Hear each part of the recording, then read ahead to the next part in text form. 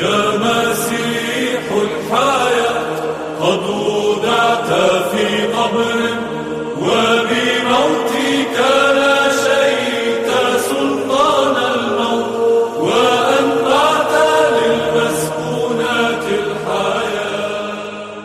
يا مسيح الحياة قد وضعت في قبر فتعشب جنود الملائكة الذين مجدوا تنازلا. يا حياة كيف تموت كيف تسكن قبرا غير أنك حللت سلطان الموت وأنهضت الميتين من الجحيم. إياك نعظم يا يسوع المالك ونكرم آلامك ودفنك إذ بها خلصتنا من الفساد. إن سيد الكل يرى الآن ميتا ومن أفرغ القبور من الأموات يوضع داخل قبر جديد. Hello, I'm John Coleman from ApocatastasisInstitute, an institute for the humanities and alternative college and high school here on New Milford, Connecticut, USA. The purpose of this broadcast is to get into the December 2025 edition of Christian History and Ideas. This month, we're looking at a landmark achievement. And this title is in reference indeed to our article from the Apostle, always informative publication. And that article is in reference to a ecumenical agreement meeting between the Latin and Greek churches. And of course, Pope Leo, the head of the Latin Church, and actually the head of the Catholic Church in general, the Catholic Church consisting of, as of a few years ago, 24 different rites. There was a Ugandan rite added, believe it or not. So the Pope of the entire Catholic Church, 23 confederated churches, if you like, meeting with various of the Eastern and perhaps Oriental Orthodox, I'm not sure, but certainly a lot of Christians in the Middle East. And this photograph is from one of those joint meetings at what we know in history as Nicaea. We'll find out from the article the proper Turkish name for it these days. They weren't content in just renaming Constantinople as Istanbul, as we know from the song, but also Nicaea and so forth. Of course, with a lot of these, you can, if you muck around and think about it long enough, you can hear the original or the earlier name. For instance, Antioch, and the area around Antioch in Syria to this day is called Lactia province. Lactia. You can kind of hear the Antioch in the Arabic there. So we have perhaps an echo. I don't want to float what is the name. I think I know what it is, but we'll come across it. But you can kind of hear the echo of Nicaea in a Turkish strainer there. All right.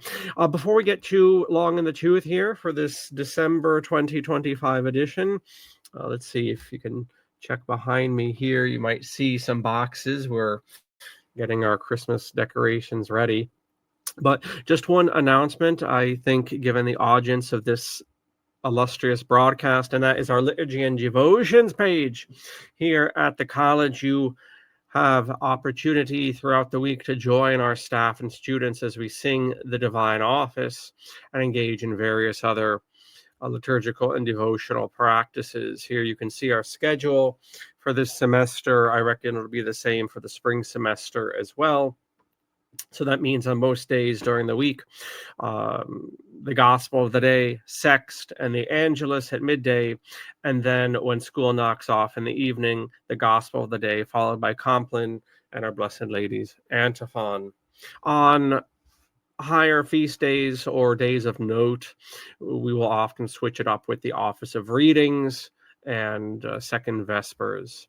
Anyway, here is the stable link, and you, of course, do not need to be enrolled in Apocatastasis to join us. This is an open invitation to yourself. I should also point out there are many resources, including many PDFs of a liturgical nature on this page. So get clicking, get reading, get praying, and we would love to have you join us for that. Apocatastasis is an institute for the humanities, and liturgy, the prayer of the community, is the highest human activity.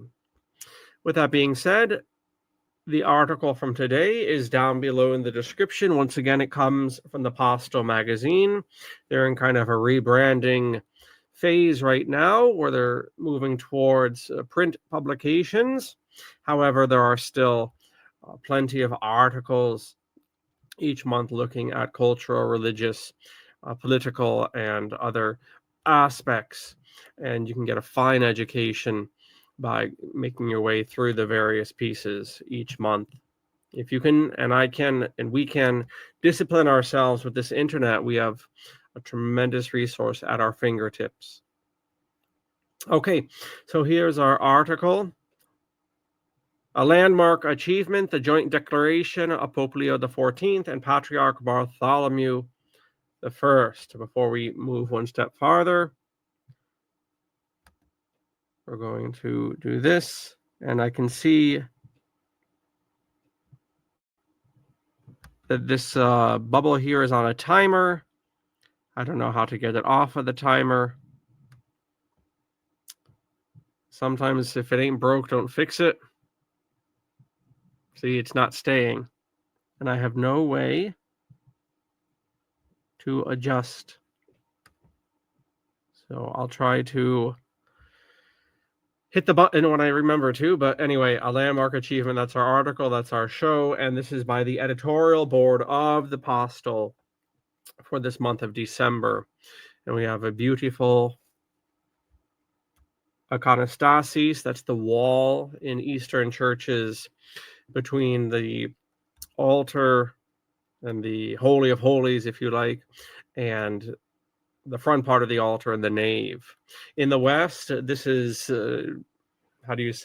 has declined or devolved to the communion rail, which hardly exists at all in most churches. Although most Latin churches will still have some sort of demarcation, if only on the carpet, between the sanctuary and the nave. But in any case, the East is going big or going home, so they still have the iconostases with the different doors and so forth. In the West, there was a time, especially in England, where you had a similar partition called the rood screen, kind of a Western version of the iconostases. But in any case, here are your fellas.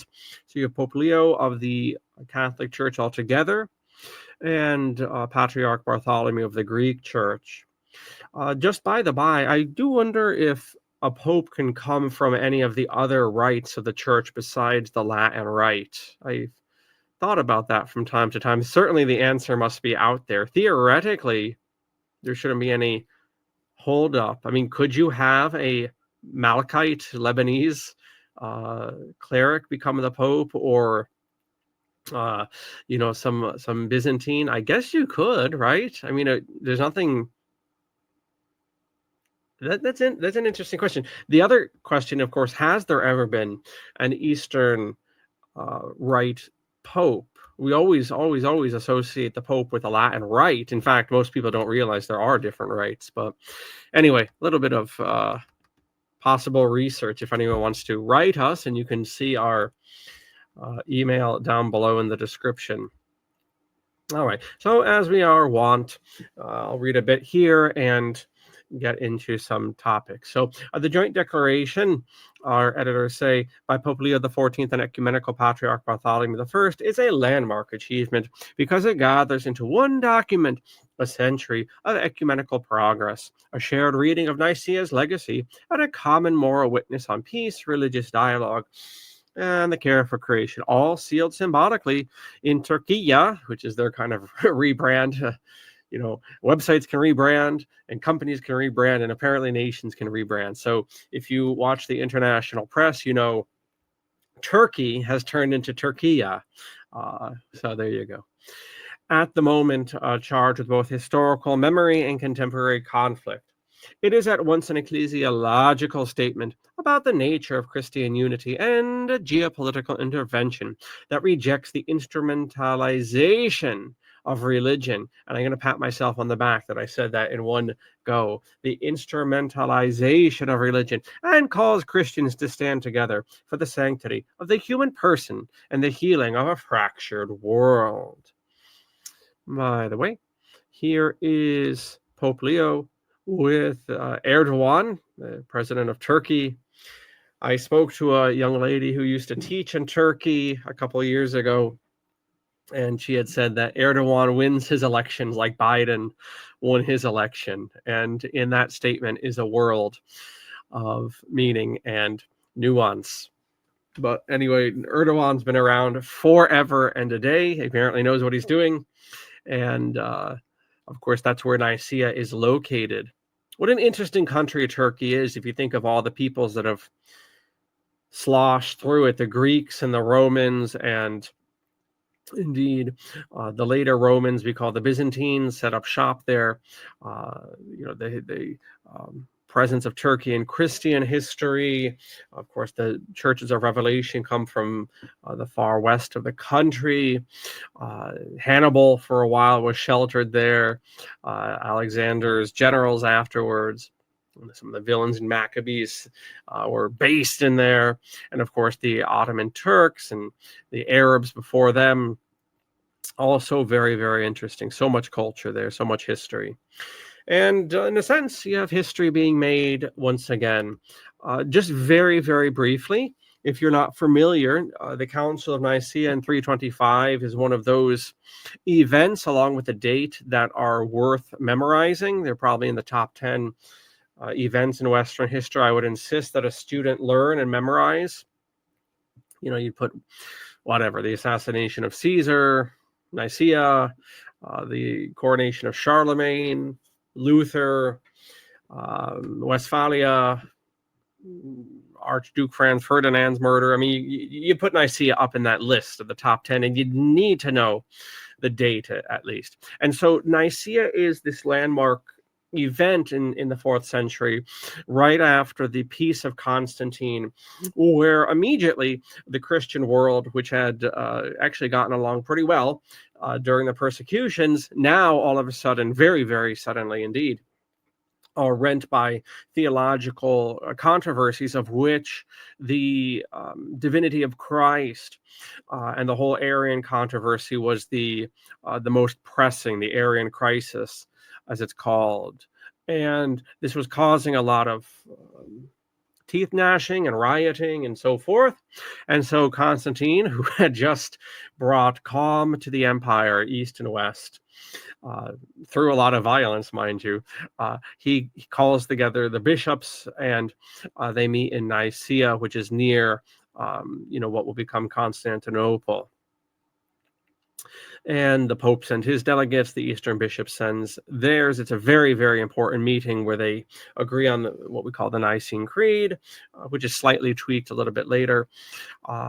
And so what ends up happening in subsequent history, very briefly, is that this Christian church, which develops within the Roman Empire, East and West, eventually splits into two. Of course, there are Christianities that trace themselves back to the apostles, that grow up outside of the Roman Empire, including in Georgia and Armenia. Right, the church here is absolutely apostolic, in fact, or including the remarkable claim that they have a letter sent by Jesus or written by Jesus to their king. You can look that up. That's the pride and glory of Armenian Christianity is the letter from Jesus. And the letter says that Christ will send apostles after his ascension, missionaries, and of course what we call the Oriental Orthodox today, whether that's in Sudan, Ethiopia, or what's sometimes called the Nestorian Church out in say Iraq and Persia, theoretically at one point all the way to China. Those are Christianities that grow up outside of the Roman Empire, and they have their own history and a very fascinating history, surprisingly unified in doctrine and praxis. However, within the bounds of the Roman Empire, the Christianity that develops there indeed splits into two. And a lot of that has to do with the claims of the Western Patriarch or the Pope. And then, then Islam comes and really stirs things up. But fascinating history, oftentimes very controversial. The relationship of the Eastern and Western churches. The conquest ultimately of Constantinople by the Muslims in 1453, if memory serves, leads, of course, to the creation after the fall of Alexandria, Jerusalem, Antioch, and Constantinople to Islam, and the fact that the patriarch subsequently would be chosen by the Muslims. All of that circumstance leads the Orthodox world to erect, we'll say, the fifth patriarchy in the East, and that is that of Russia. So you wonder how on earth you got the Russian patriarch, and then you have these much more ancient ones in Alexandria and so forth. Well, it had to do with the fact that the original four were conquered by Islam. The fifth, historically Rome, had left orthodoxy, as the Easterns would phrase it. So that was out of the running. So they had to erect Moscow. And hey, Moscow is also allegedly the third Rome. Apparently, Ukraine's going to be the fourth Rome, and Kiev's going to be the fourth Rome. Kind of gets weird. But anyway, that's beyond our topic here. The point is there is a long story, oftentimes very tense and sometimes tragic in the case of the Fourth Crusade history in 1270, where the Latins sack Constantinople, arguably paving the way for Islam to indeed conquer the rump of Byzantium by that point.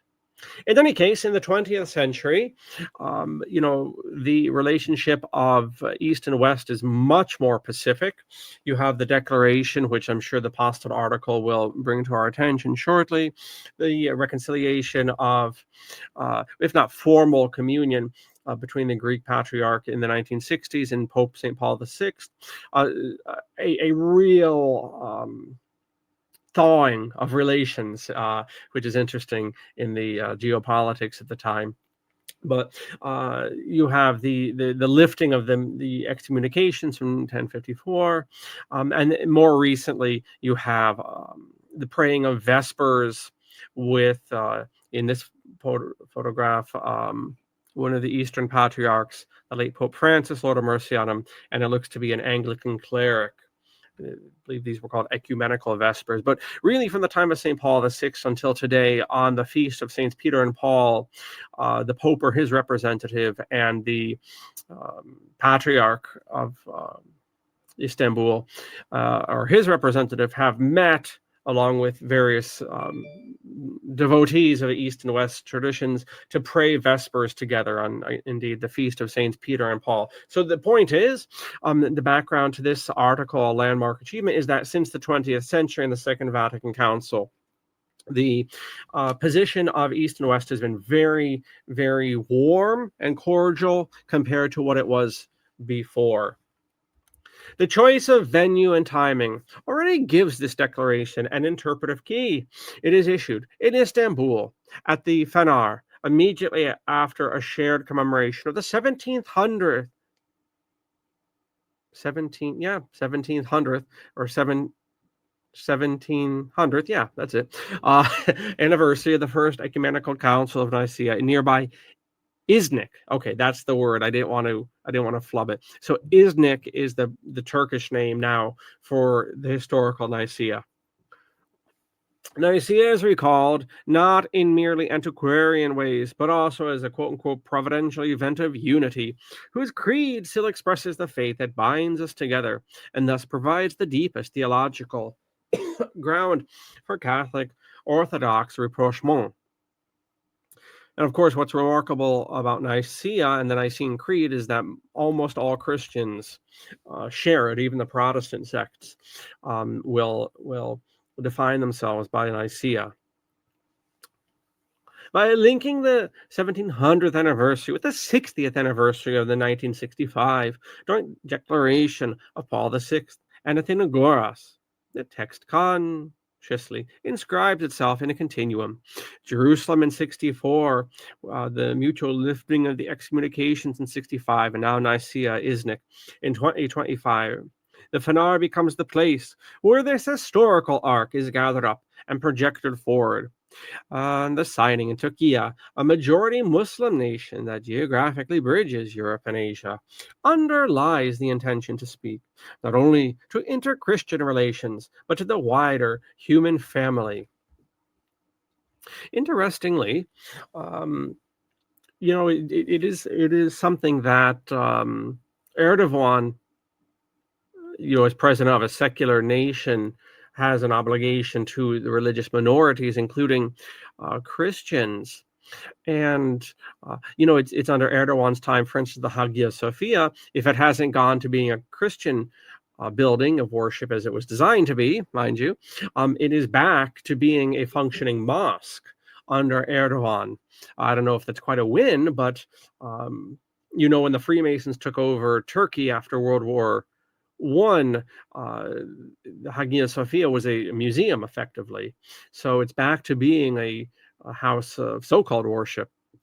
And it's interesting. So you have Erdogan, the Muslim, here meeting with the Pope, and obviously his government coordinating with the papacy and with the Orthodox churches for this event. I'm also reminded that King Hussein of Jordan. Is that his name? Hussein, King of Jordan? What's his name? His wife's pretty easy on the eyes. Abdullah of Jordan. Another Muslim, of course, and actually a Hashemite. He's related to Muhammad's family. Abdullah is. It takes very seriously the shall we say, not the shepherding of the Christian community, that's not appropriate, but the preservation of the Christian history of Jordan is something King Abdullah has taken a lot of interest in, quite actively. His government doing a lot of research and protection of different places in Jordan, trying to compete, I suppose, with the Israeli market of tourism. But there actually are a lot of biblical spaces in Jordan, down in Aqaba and across the Jordan River. So it is interesting. The Muslims do take this custodianship of the Christians. That's probably a more appropriate word than shepherding, seriously, because in their religion they see and act the Christian and Jewish sites, sometimes observed and sometimes not. Broadly speaking, by the way, the Pope here is at one point had jurisdiction in this large swath, and then you can see the yellow and the green, the purple and the blue, but not the kind of pink. That would be the Orthodox worlds, as well as this kind of goldish brown here, right? So you can see the split very, very concretely there, east and west. This is significant, this declaration, on at least two levels. First, it is a clear insistence that Christian unity cannot be pursued through vague, spiritualized formulas, but must be, quote, unity in the saving faith defined at Nicaea, concretely confessed and lived. Secondly, by highlighting that through the Son, believers are brought into the mysteries of the Trinity and become adoptive children and co-heirs. The declaration implies that all baptized Christians already share a real, if imperfect, communion in grace that demands visible expression. The spirit of Nicaea is thus not only doctrinal, but also existential. It calls Catholics and Orthodox to live out that common baptismal gift in mutual respect and cooperation. It's a beautiful language there, isn't it? The baptismal gift. We have to consider what that is. Here we have the popes, if you like, of East and West, Leo and Bartholomew here. A different angle than the earlier picture on the stage or the little dais they had erected. Now, unlike the Protestants, both the Orthodox and the Catholics share a belief in the visible nature of the church and in the hierarchical and sacramentally hierarchical nature of the church. One bone of contention, or maybe it's a topic of degrees, is that the Latins and the Catholics in general, including the 23 other rites, all of them will be defined by this, maintain that the church is not just one in faith, neither is it one in liturgy, neither is it even one in the belief in having a hierarchical direction to the church, a clerical, divinely sanctioned structure. But one of the differences between East and West is that the Catholics have always insisted that the church is one in governance as well. Whilst you can have, very, very long leashes, so to speak, in order to have the uniates and so forth, some of these agreements are extremely generous and effectively amounting to autocephaly.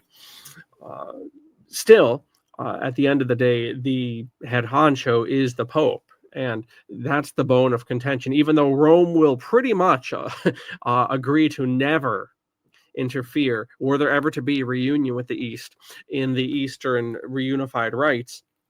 Nevertheless, at least titularly, the Catholics have always insisted that there is to be unity in government, external government in the church, and there would be that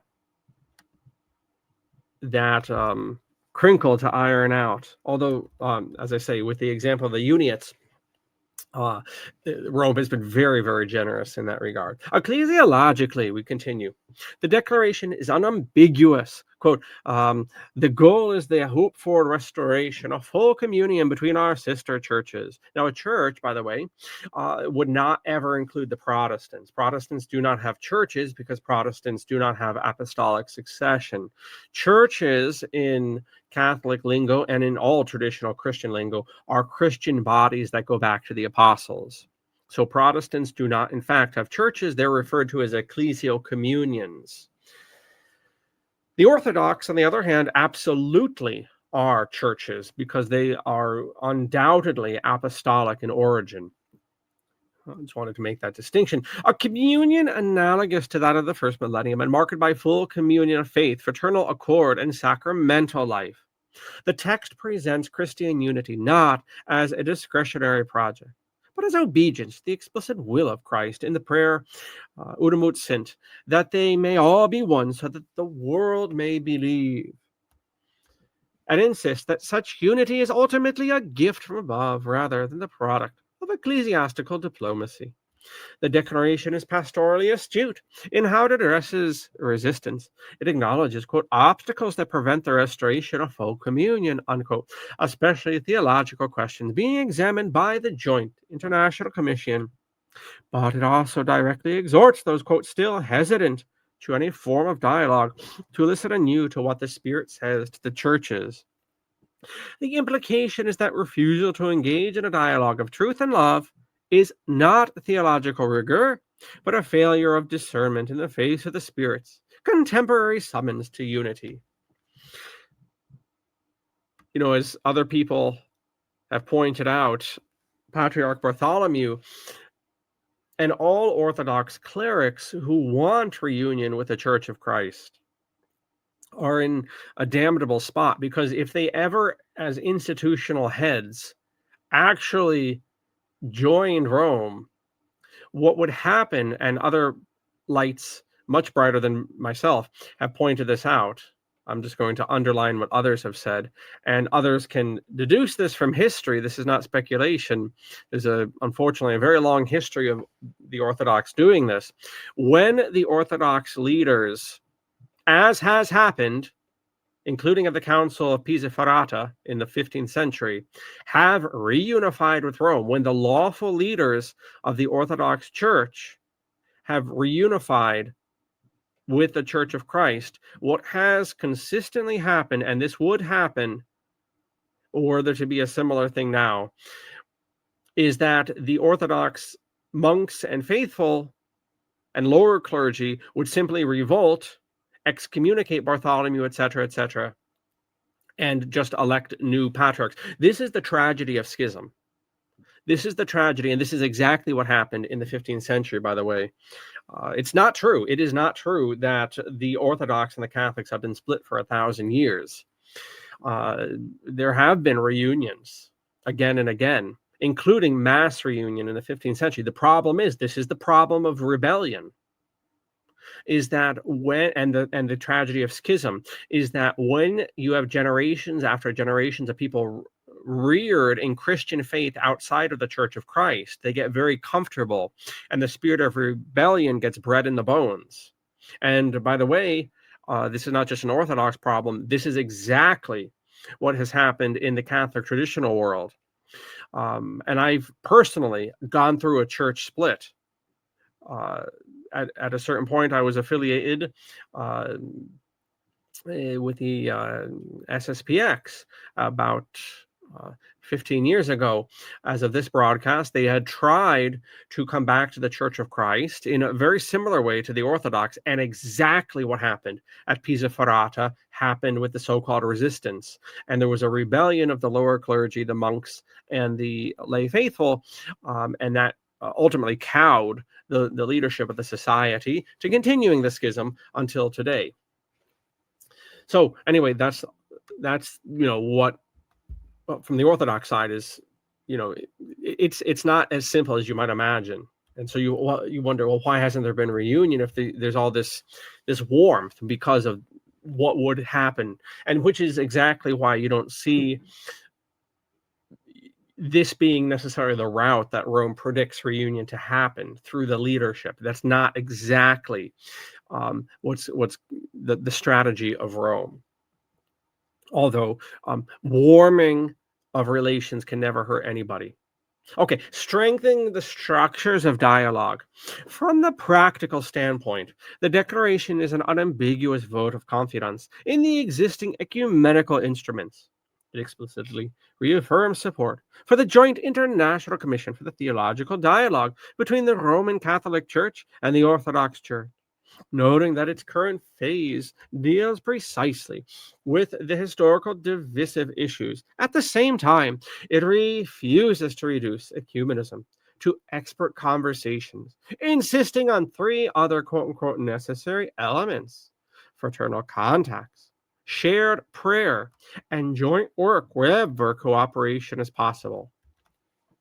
By strongly urging all the faithful, especially the clergy and theologians, to receive joyfully the fruits already achieved, and to work for their growth, the text pushes back against the ecumenical amnesia or fatigue.